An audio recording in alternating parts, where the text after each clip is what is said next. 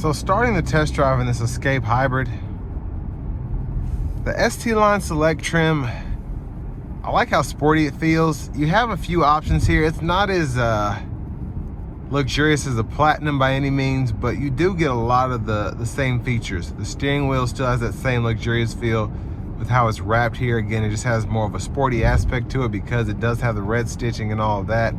Like the screen, the buttons. I mean, mostly everything's in the screen, but I like how they have the push button start here, the volume knob, all that down below, and it looks clean, it looks nice.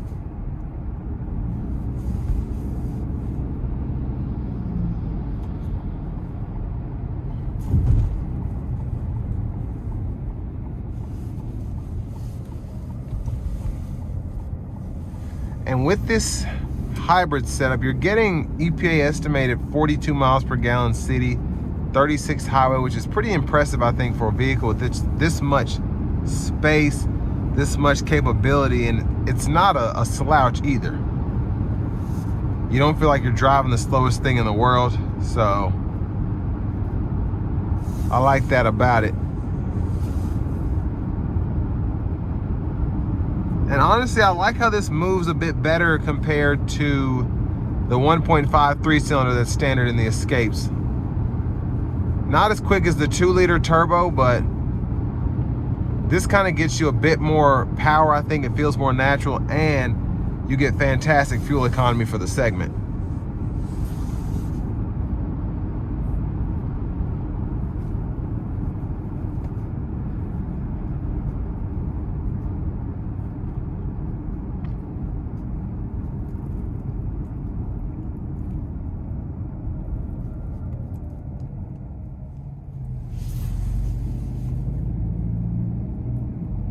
Now, when you come to stopping this, usually the whole vehicle goes quiet because with the automatic brake hold, basically when you hit the brake, if you let off the brake, the car won't cut back on. It'll just kind of go into that almost an EV mode.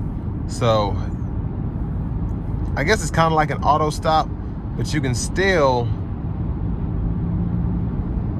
kind of look at it like an electric vehicle, I think, because it does go silent, which I really like about the vehicle. And it doesn't give you an auto stop feel either. You know, when you have the auto stop going, you let off, you can kind of hear the car start back up. This just kind of comes to life when you give it throttle like a typical hybrid would.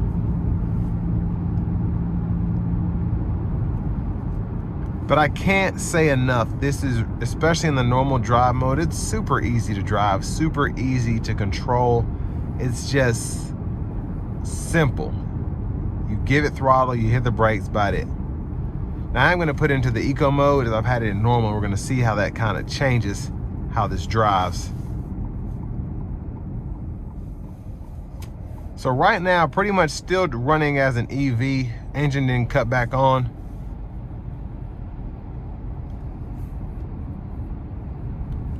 And the transition is seamless.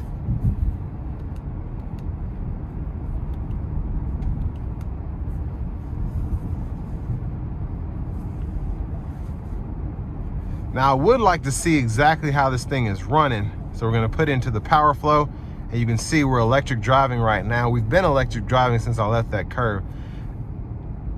As I give it a bit more, it'll, the gas engine will kick on, especially if I give it a bit of throttle from a stop. But as of now, it's still running on the battery itself, and the regenerative braking is helping keep that charged up. Now, again, as I kind of gave it a bit more throttle coming from a stop, it immediately cut the gas engine on. Again, a seamless process here. But if you slowly give it throttle and you just kind of let it ease out of the corner, it'll kind of drive more like an EV if you have enough battery. Now, it's not gonna go forever, but it'll go for a minute.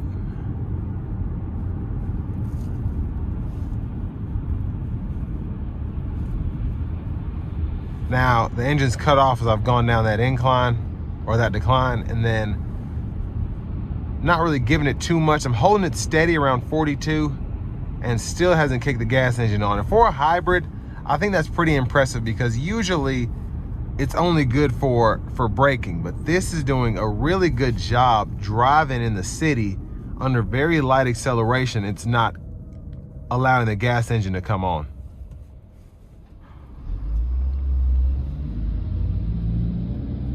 Now, I have had people tell me, well, we had some smart guys ask me one time, why can't you just charge your car and only run on, like, you should never have to charge your car because you're generating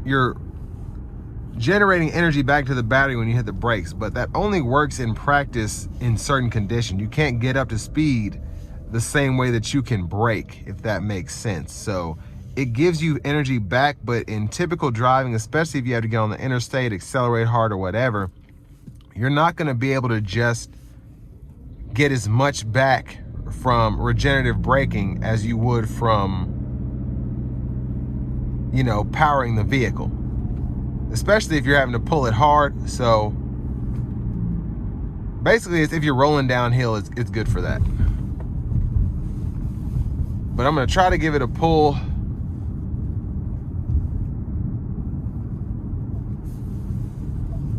Heck, we'll do it in normal mode. Here we go.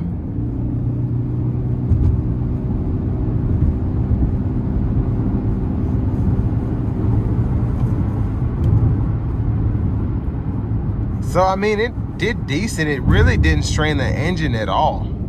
So that's impressive.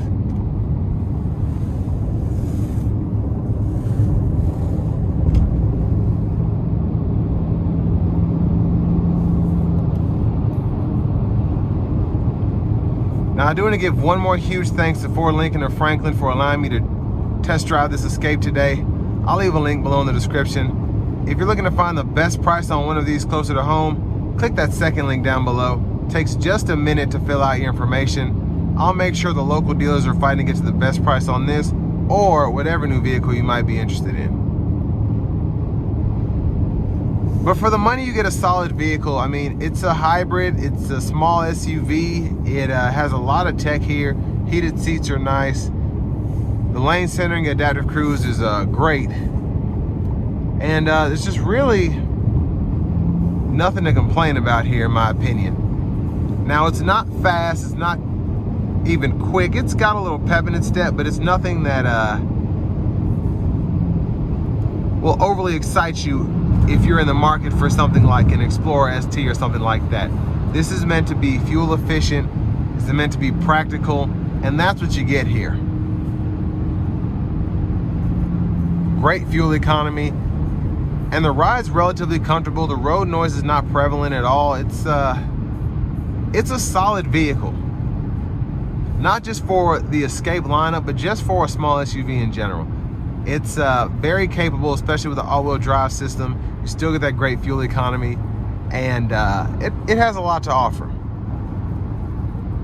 But with all that being said, this will bring me to the end of my review of this 2026 Escape Hybrid ST Line Select.